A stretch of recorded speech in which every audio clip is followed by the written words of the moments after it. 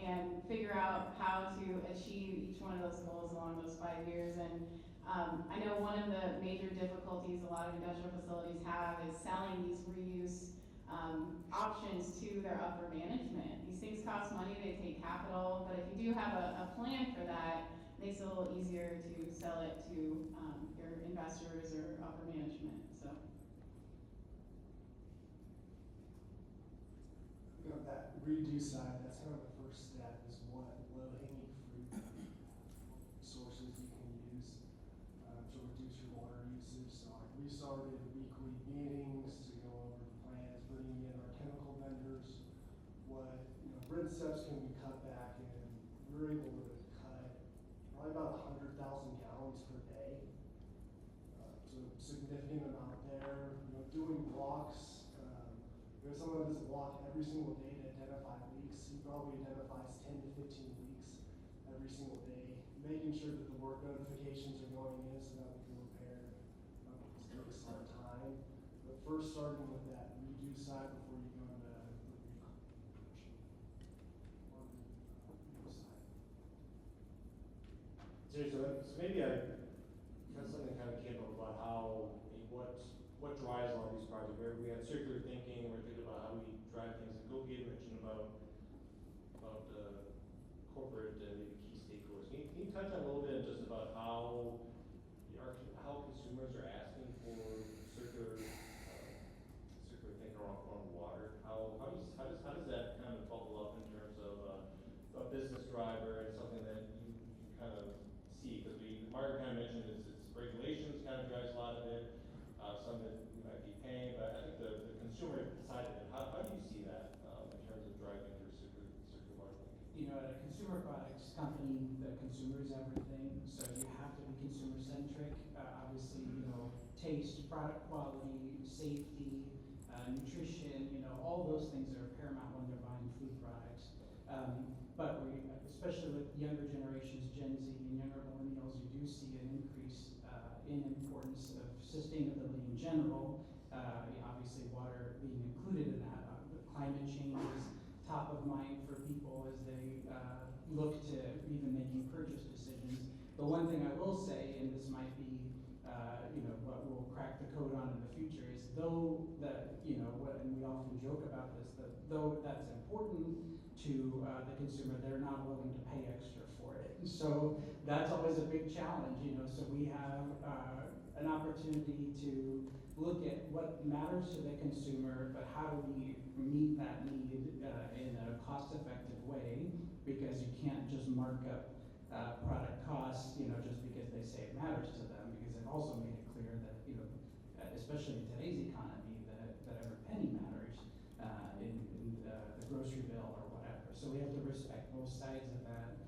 And then storytelling is important too, and I think with water being a community resource, it's very tangible for people, but I think, and we probably heard it said here too this week, that oftentimes people, especially in the US or really throughout North America, we just think it's just there. It's always there. We turn on a tap and water is there. But people are increasingly seeing, certainly, different parts of the country more than others, whether it's, the more of a risk around water and how scary that is, that, I might not be able to turn on the tap and rely on fresh water being there for me. So I think people are seeing that more because we see more of the world affected by that, and through whether it's social media or different things that make the world smaller. So, other countries, Pakistan, Mexico, different places that maybe we wouldn't have thought about in North America, we wouldn't have realized that, hey, that could happen here too, and it actually is starting to happen in parts of the world. So kind of like, because people are very concerned about climate change and realizing that they're not really separate issues. Climate change begets water scarcity, and so kind of combining that for people, I think, is very important too, rather than making them completely separate conversations. And I think that's an important thing for people to realize. And whether it's scarcity or whatever happens to the odd weather patterns that result in flooding, those are all water risks that are all interconnected. So I think because people see it already around their own lives, their insurance prices are going up, other things are happening, you don't really have to, anymore really convince people that this is a real problem. And so then when they see a company like Hilmar or Nestle or others, probably every major corporation that deals in food and beverage, that taking proactive steps in how we manage water and in a responsible way, that helps to connect the dots for people too. Yeah, I mean, we're part of Nestle's supply chain, so your guys' targets get passed on to us, and that's really what's one of the big drivers for that 2050 initiative of no water, as well as on the environmental side. To hit our 2.5 MGD, we're starting to push it sometimes. We have to hold off inventory of sending it out. So both the environmental factor as well as our buyers that are purchasing our products is driving that. But I guess we're trying to add to it too. We're looking at it more holistically. As a company, I think we're slowing Yeah, you better down walk up now, there, buddy.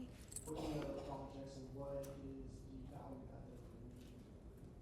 So when we're looking at getting more reclaimed water in, it is cleaner than our well water, it's softer water. So there should be also chemical reductions, and since our TDS is disposed of as a cost for us, we also should have less TDS to dispose of. So how do we connect those other, I guess, secondary benefits into using our reclaimed water to the plants? The other thing too is that some of our protein products use a lot of water. So if we're able to keep our polished water state and don't have to use it for CIPs that can be used in production, it's also adding more resilience to our alpha-lac that's going to take into carbon as well. So trying to make sure that we tell the full story to our investors. What? It's like our steering team that's making decisions of what projects we invest in. Very interesting. Thank you for that perspective.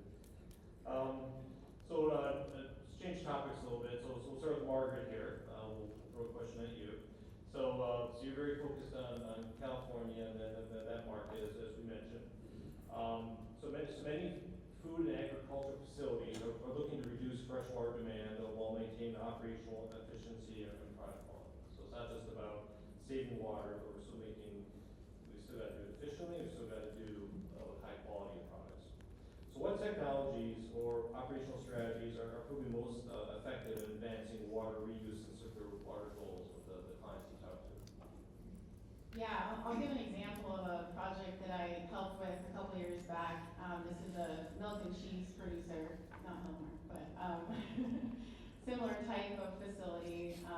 They, of course, out of necessity, needed to find a new location for their discharge of about 5 MGD of processed wastewater.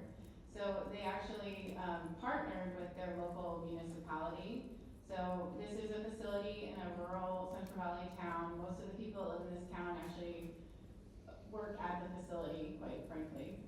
So it was in the company's best interest to, invest in their community. They all live in this community.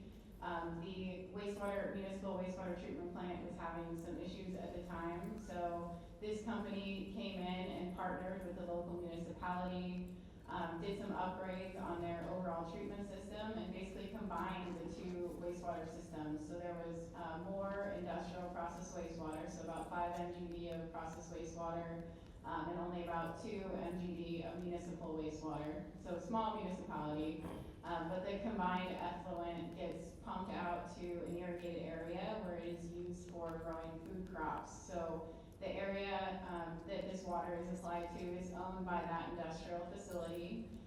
It was already being farmed at the time it was purchased, but tomatoes, cotton, there's also various types of grass crops and corn that are also grown in this area as well. So as I said, it was already being irrigated, but they basically replaced the use of surface water and groundwater with this combined municipal and processed wastewater effluent for a successful project where food crops are grown. Of course, there's a ton of regulatory hurdles that we went through for this project related to Title 22 regulations.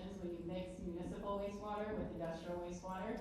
There's a whole other hurdle of approvals that you have to get through, but it was successful in this case. So that's one strategy I'd say that was really successful in my experience where, out of necessity, these guys partnered with their local municipality, but they didn't have to. They could have found their own solution and just kind of ignored the municipality's problem, but it was in everyone's best interest to move forward with this partnership. Unfortunately, in this case, the industrial facility footed probably 90% of the bill, to be perfectly honest. But in some cases, that's what happens. So yeah, that's probably my best example of a sort of partnership and a smaller scale facility.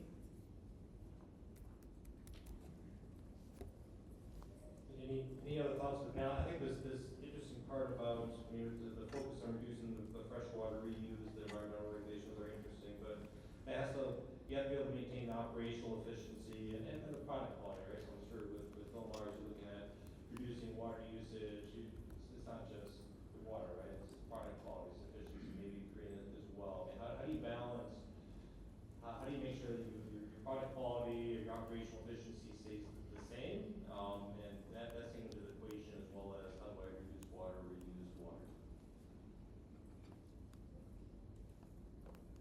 I'd say, measure the quality of your water, get that firm data back. So, that's what it was able to tell us, that our water is very close to being able to use some category 1 applications, which can touch products like those final good steps, or if you had steam that was touching product.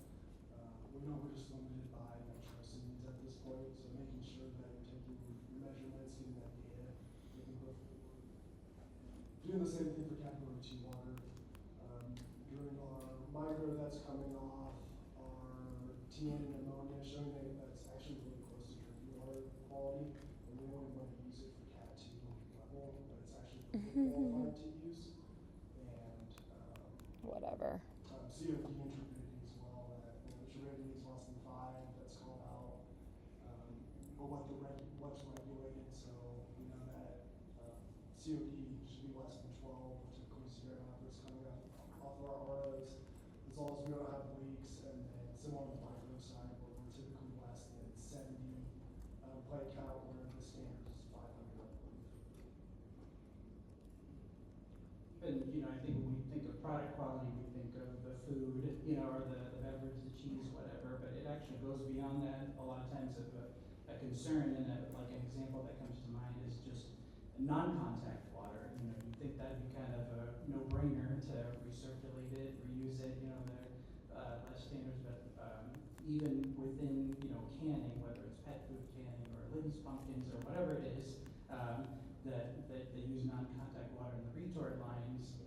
If there's also sometimes there's a resistance to recirculation or reuse there, because it can affect the way the can looks at the end.